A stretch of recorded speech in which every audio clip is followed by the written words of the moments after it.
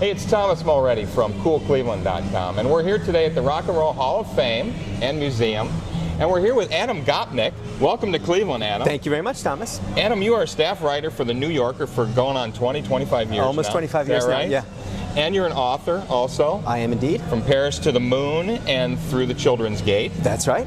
And you're here really as part of Baker Nord Center's museum, Humanities Week, Focus on Museum. Back in my checkered past, I was an art critic, and then I did a couple of shows, one show really, big show at the Museum of Modern Art in New York. So I had a bad past as a museum producer, and now I'm trying to have a decent adulthood as a museum consumer. Good for you. I'm going to talk about both tonight. Right. You have this sort of vision of museums as evolving over the 200 years that we've had them. That's right. From the initial museums really took art out of the context, the social context and ritual context, and put them in isolated places like the Elgin marbles. Let's grab them from Greece, put them in London. But that's changed, and now we're seeing new museums sort of re-imbue that social and ritual context. That's exactly right. That's exactly what I'm going to be talking about tonight, trying to argue tonight. That, you know, the old museum, like the Cleveland Museum when it opened, right? It took things, Italian Renaissance altarpieces, and put them on the walls here, and then turned it into art, another kind of thing, another kind of experience than the original sort of ritual, sacred experience those things had. And that's what a museum was for a long time. And now museums do something a little bit different. They often take, for instance, in museums of contemporary art, they take things that people don't really understand, and then they give them a social and a ritual context. What we're doing is going to the museum. Right. Nothing wrong with that. Nothing wrong with that. But it changes it. It's like look at where we are right now. Exactly. It's a whole other kind of museum where something that's whole definition was you couldn't put it in a museum. It ripped the museum apart. It then becomes a subject for a museum. It is. And again, it's not right or wrong. It's just the way the world works, and I'm going to try and analyze it a little bit tonight. What does that do, though, to the art? Okay, I mean, it does weird things to the art when you take it out of the church and where it was part of the ritual of the church, and you put it into a museum, and then people line up and buy tickets and look at it plastered on a white wall. That does weird things to art, doesn't it? It completely alters its original meaning. So you mentioned the Elgin marbles, the great Parthenon marbles. They were part of a ritual of Athenian religion. They were the whatever they call it, the Panathenaic procession, and they were part of what that city was all about. There was some combination of going to a football game and participating in a holy mass, and then you change them. Then you have people saying, "Oh, admire the beautiful massing of the forms and the perfection of the line." So, and that's not false, turning it into an aesthetic rather than a religious experience. Sure. It's another way of seeing it, but it changes it. And what I think is kind of interesting, Thomas, is that what's happened more and more now is that we try, because we're very short on social spaces in our culture. Oh, sure. For the most part, we don't go to church, or certainly if we go to church, it's unusual for it to be the center of a whole kind of ritualized existence, unless you're a Hasidim or an Amish or someone who still draws their central identity from the church. But we do draw our identity from the art we love. We draw our identity from our visits to the museums. We draw our identity from being rock and roll fans. Exactly. And we want to find some way of turning that common identity into a common space. Exactly. And that's what I think the museum has been about for the last 20, 25 years, not just in America, around the world. Has terrific things about it, right? We go, and it's, what do we think of doing when we say, I like bringing my kids up in New York or in Cleveland or wherever? It's because it's full of museums. I can take them to the museum every Saturday and Sunday. Well, that's terrific, right? But at the same time, increasingly, the social experience comes to substitute for any other experience that the museum offers. Absolutely. And then you have this slow metamorphosis from the museum as a mausoleum, as a place where dead art goes to be on rest, to the museum as a mall, as a place where your relationship with the art is the least important thing, and your relationship to the merchandise becomes the most important thing. It's the gift shop, really. Yeah, exactly. And over your shoulder here, we see the Rock and Roll Hall of Fame gift shop. The other thing that modern museums, tell me what you think of this. Donald Horn wrote a book called The Great Museum about 25 years ago or so, where he said, and I think it makes perfect sense, museums serve the purpose of the people who build them, and they're essentially rewriting history many times. We have this creation museum outside of Cincinnati. I've read about it. Right. Very different geography than Cleveland here. It's near Kentucky, but it really does rewrite science in a lot of ways, and yet they present themselves as a museum, and people visit it as a museum. But don't all museums do that in a sense, rewrite history on their own terms? Sure, or invent history, or make you see it in a way. Of course, and we could point out all the ways that's happened. We have a thing that we think of as sort of Western art, which begins with the Greeks and then turns through the medieval period and then becomes Renaissance. It's the way we're all taught art history. It's the way I taught it, right? And you can say, well, that takes things that are fundamentally different in their original impulses and makes them all part of one Puts them in a ribbon. nice timeline. Yeah, exactly. and we lose the actual experience of what it was like to be an Italian burgher paying for an Italian Renaissance sculpture. Or here, we can say this has nothing to do with what was the impulse that made Elvis walk into the Sun Studios or made Johnny Rotten embrace Sid Vicious. It had nothing to do with being in a museum, nothing to do with aesthetic experience and that kind. It was all anti-aesthetic. It was all about dynamiting what was there. Exactly. Now, that's a sort of half-truth, because then you think about other great moments in rock and roll. You think about Dylan going electric, or the Beatles recording Sgt. Pepper, Sure. and if those weren't art experiences, I don't know what an art experience would be. I don't know if they weren't serious artists saying, the hell with popularity, I'm going to do something that my fans won't like because it's important to me. The museum is really just an extension of that impulse. Exactly, exactly so. Artificate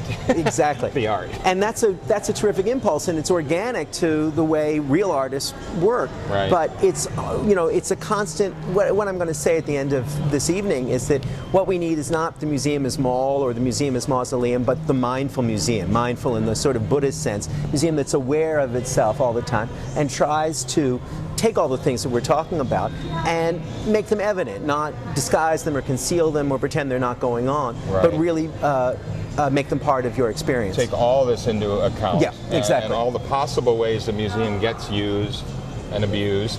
And, that's right. And then move forward from there. Exactly. I found it fascinating that nowadays almost every museum has an acoustic guide tour that you can buy.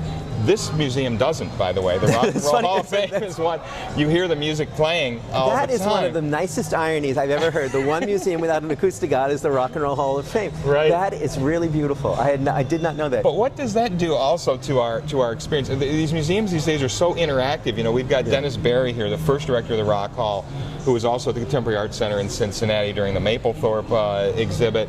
And he has gone on to design many museums, like the Spy Museum, the Maltz Museum here in Cleveland, Jewish history, that are very interactive and very hands-on and very entertaining.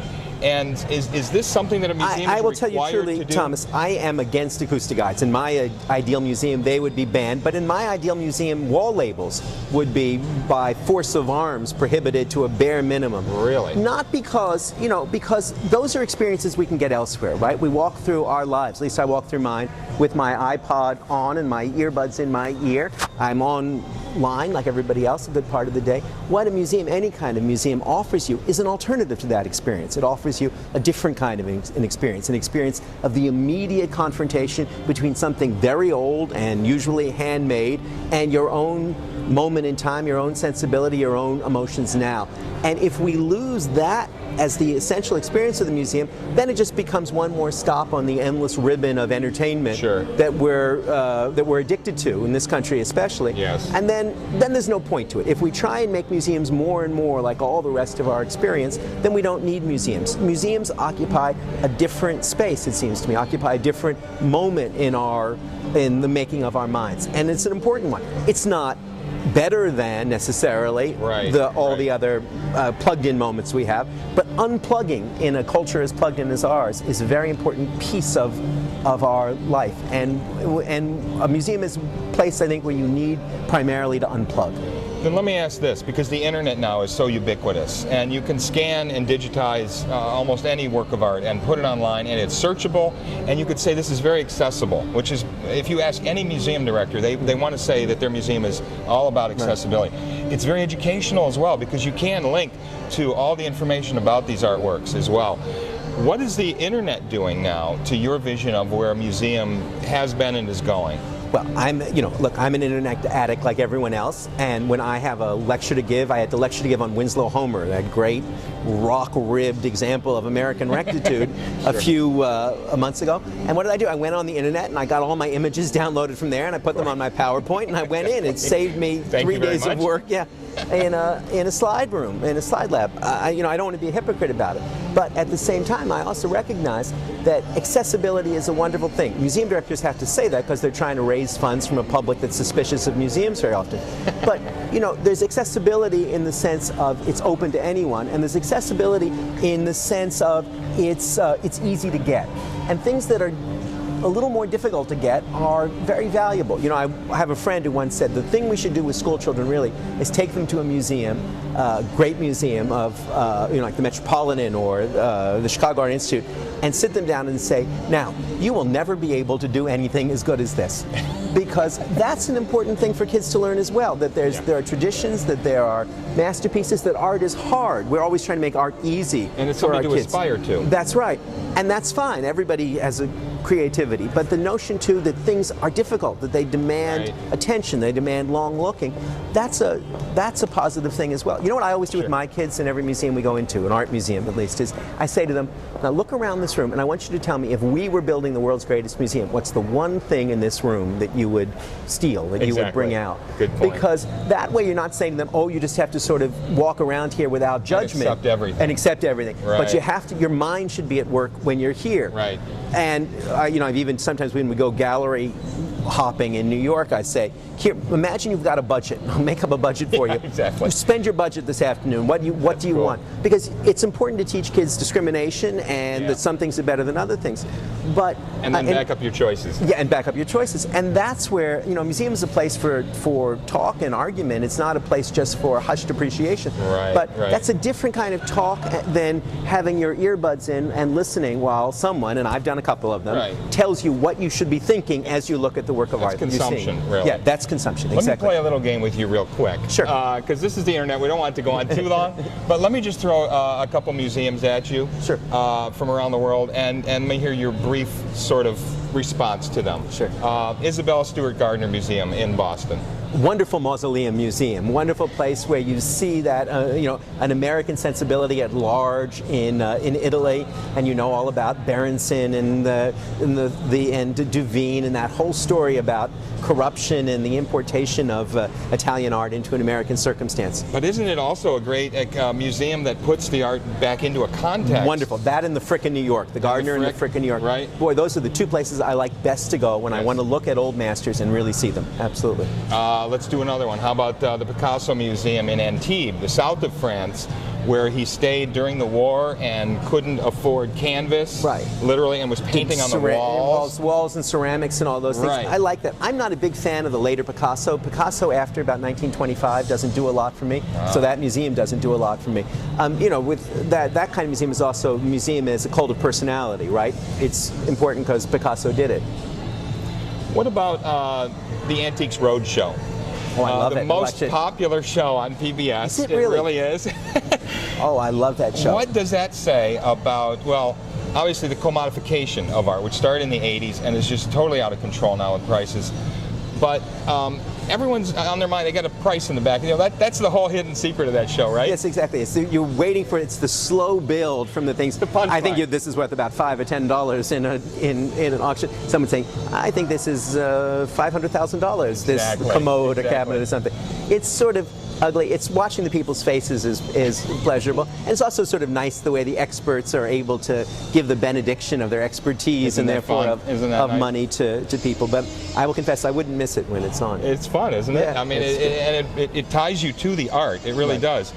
Let me ask you, your favorite museum or museums You have to have a few that. My favorite museum was the old museum called the Jeu de Paume in Paris, which was the little museum of Impressionist art. That's where I really learned to love painting, and it's gone now, and all the pictures have been banished to the attic of the Musée d'Orsay. It's one of the great losses in my own life. That was my favorite museum, exists no longer. I think my favorite museum now would be, and my other favorite museum was the old Museum of Modern Art, which is also lost now, which was also a human scale museum. My favorite museum right now actually is the Chicago Art Institute. If I had to spend one day, one afternoon in any museum, certainly in North America, the Louvre is something else, right? It's so immense. It is what it is. It is what it is. But I love, love, love the 19th century pictures at the Chicago Art Institute. Incredibly high level of quality, and there's something enormously inviting and still fairly unpressured about your experience of those pictures. And then you can walk outside in Chicago and get the architecture tour, and that's another thing. When you talk about building a museum yourself, as you do with your kids, if you did have an unlimited budget and you could build any kind of museum you wanted, what museum is missing out there? It seems like we have museums now for every single niche. What do you think people haven't really focused on enough, or what angle have they not taken? What a good question. You know, the only thing that comes to mind as you ask that is, I've never been to a truly great museum of design. There are good design departments at the Museum of Modern Art in New York at the Metropolitan, but a museum of the artifact of human living, chairs and ashtrays and tables from early on till now. I don't mean just of decor, of rich people stuff, but a museum of the way we live and of the object, a museum of the object. Yes. I've never been to a great museum of the object, and that would be the thing I guess I would endow and curate if I had the choice. Some would say all museums are museums of objects. They venerate the object above all. Maybe I'd say a museum not of the ritual object or the sacred object, the ordinary object. We'll call it the Museum of the Ordinary Object, and that would be the museum I would give money to. Well, that's fascinating. It's great having you here in Cleveland, Adam. It's been a pleasure being here. Thank you so much for taking time to talk with us. My pleasure. Thank you. Hey, it's Thomas Mulready from CoolCleveland.com. Have a great week in Cool Cleveland.